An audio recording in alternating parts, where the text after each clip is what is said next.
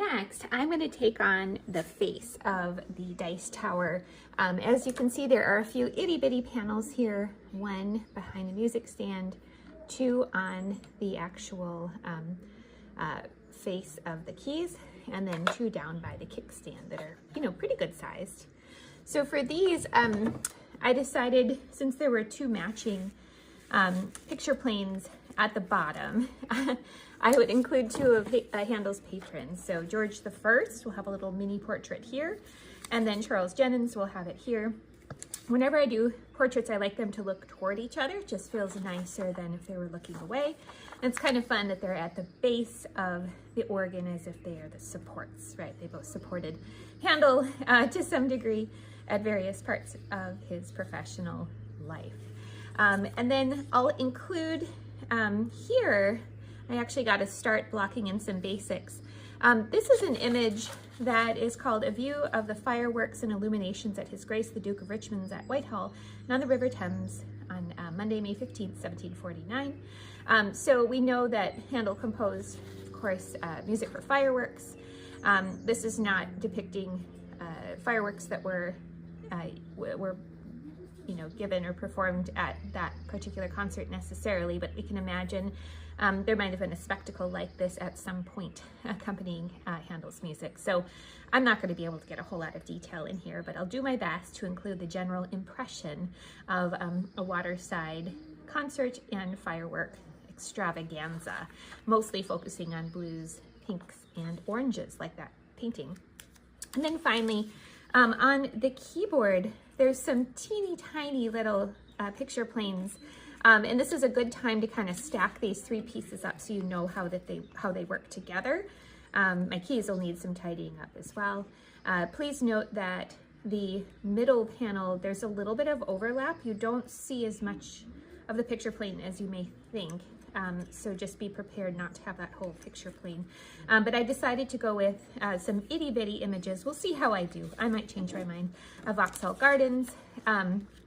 Certainly the Vauxhall Pleasure Gardens were part of Handel's life, professional life. They used his music, they performed his music quite a lot. Some of the musicians that he would have associated with performed there as well. And Handel's music supposedly helped make it a very fashionable place to be. So I'm going to try my very best to indicate some fashionable figures walking through these gardens. And this is so small that really they'll probably just be blobs of paint, but I'll give the impression, I hope, of gardens and fancy humans. That is my plan for my front-facing panels.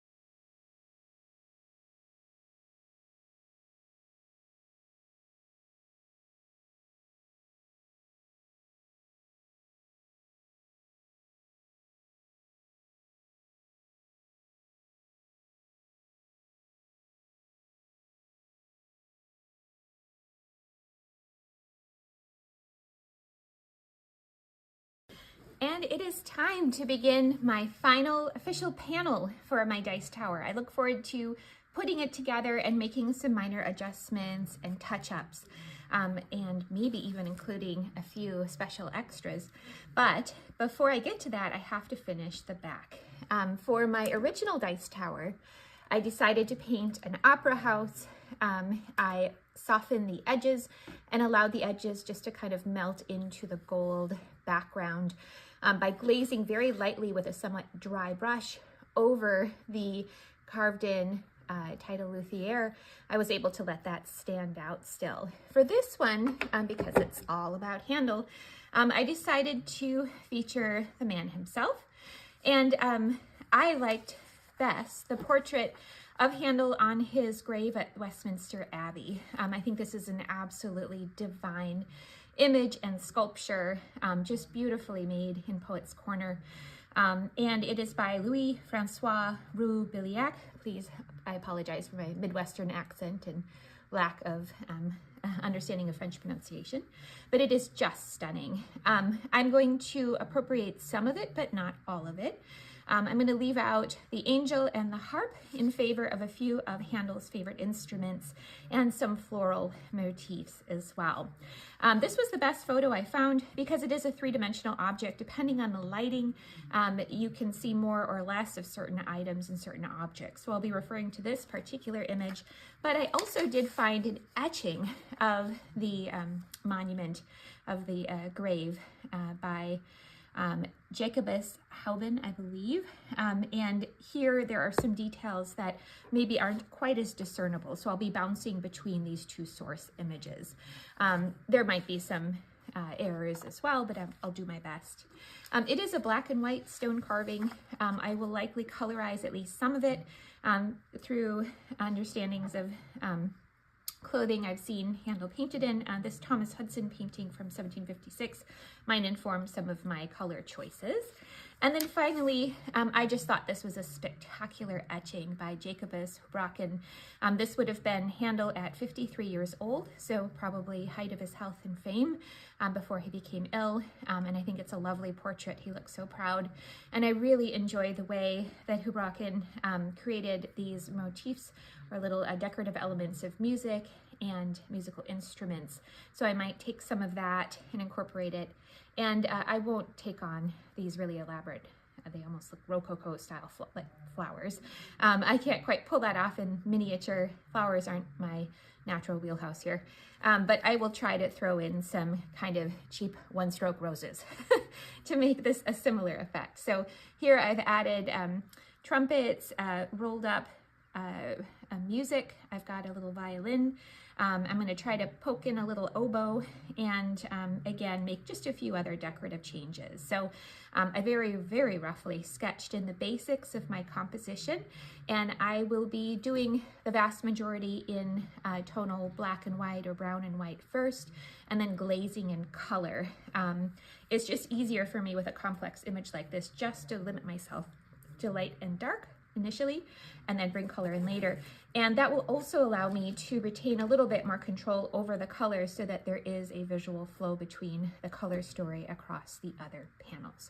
Wish me luck.